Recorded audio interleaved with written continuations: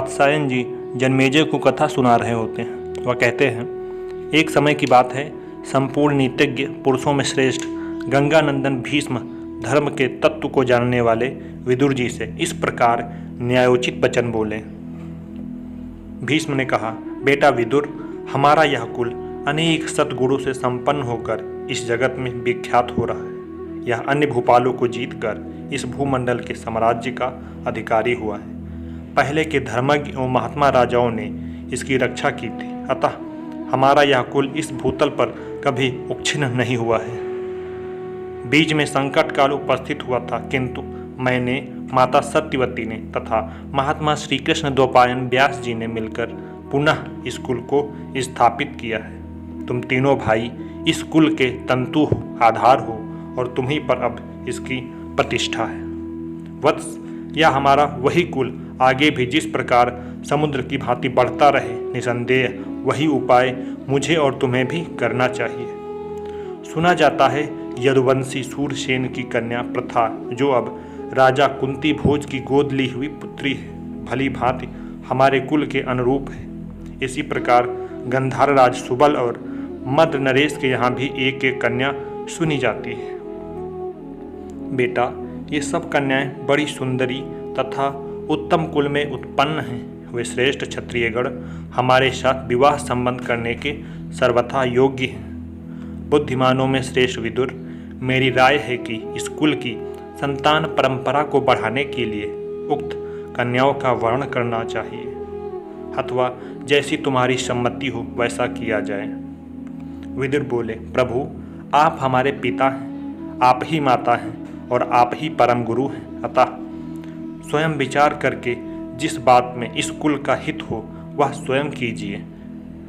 वह सम्पायन जी कहते हैं, जन्मेजय, इसके बाद भीष्म जी ने ब्राह्मणों से गंधार राज सुबल की पुत्री शुभलक्षणा गंधारी के विषय में सुना कि वह भग देवता के नेत्रों का नाश करने वाले वरदायक भगवान शंकर की आराधना करके अपने लिए 100 पुत्र होने का वरदान प्राप्त कर चुकी है।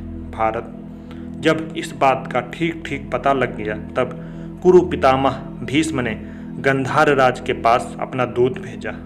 गंधार राज अंधे हैं, इस बात को लेकर सुबल के मन में बड़ा विचार हुआ, परंतु उनके कुल प्रसिद्धि और आचार आदि के विषय में बुद्धिपूर्वक विचार करके उसने धर्मपरायणा गंधारी का धृतराष्ट्र के लिए वाग्दान कर दिया।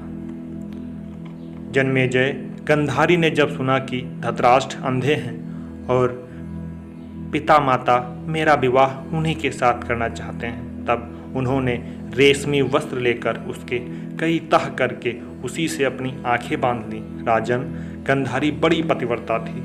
उन्होंने निश्चय कर लिया था कि मैं सदा पति के अनुकूल रहूंगी, उनके दोष नहीं देखूंगी। इसके बाद एक दिन गंधार राजकुमार शकुनी युवावस्था तथा लक्ष्मी के समान मनोहर शोभा से युक्त अपनी बहन गंधारी को साथ लेकर कौरवों के यहाँ गए और उन्होंने बड़े आदर सत्कार के साथ धृतराष्ट्र को अपनी बहन सौंप दी। शकुनी ने भीष्म जी की सम्मति के अनुसार विवाह कार्य संपन्न किया। वीरवर शकुनी ने अपनी बहन का विवाह करके यथा योग्य दहेज दिया। बदले में भीष्म जी ने भी उनका बड़ा सम्मान किया। तत्पश्चात वे अपनी राजधानी को लौट गए। भारत, सुंदर शरीर वाली गंधारी ने अपने उत्तम स्वभाव, सदाचार तथा सद्व्यवहार से समस्त कौरवों को प्रसन्न कर लिया। इस प्रकार सुंदर बर्ताव से समस्त गुरुजनों की प्रसन्नता प्राप्त करके उत्तम व्रत का पालन करने वाली पतिपरायणा गंधारी ने कभी दूसरे पुरुषों का नाम तक नहीं लिया।